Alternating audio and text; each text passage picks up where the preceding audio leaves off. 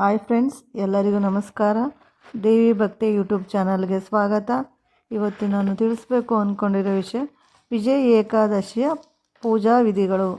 ಇನ್ನೇನು ನಾಳೆ ವಿಜಯ ಏಕಾದಶಿ ಇರೋದ್ರಿಂದ ಇದು ಪ್ರತಿಯೊಬ್ಬರಿಗೂ ಉಪಯುಕ್ತವಾದಂಥ ಮಾಹಿತಿ.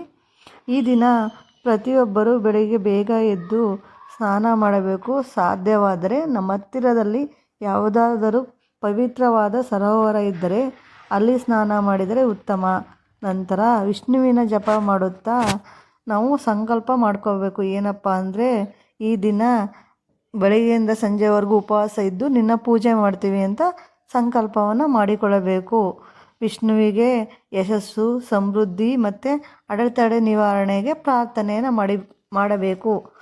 ನಂತರ ವಿಷ್ಣುವಿನ ಚಿತ್ರ ಅಥವಾ ಪ್ರತಿಮೆಯೊಂದಿಗೆ ಶುದ್ಧವಾದ ಬಲಿಪೀಠವನ್ನು ಸಿದ್ಧಪಡಿಸಿ ದೀಪಗಳು, ಧೂಪ, ದ್ರವ್ಯ, ಹಣ್ಣು, ಹೂವು ಮತ್ತು ತುಳಸಿ ಎಲೆಗಳನ್ನು ಬಲಿಪೀಠದ ಮೇಲೆ ಇಟ್ಟು ಓಂ ನಮೋ ಭಗವತೆ ವಾಸುದೇವಾಯ ಅಥವಾ ವಿಷ್ಣು ಸಹಸ್ರನಾಮವನ್ನು ಪಠಿಸುವುದು ಉತ್ತಮ.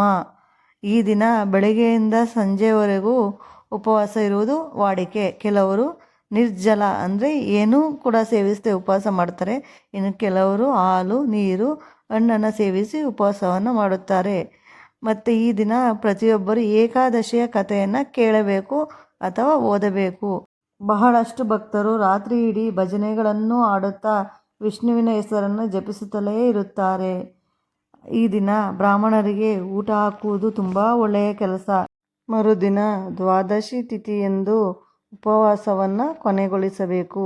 Thank you for watching our channel.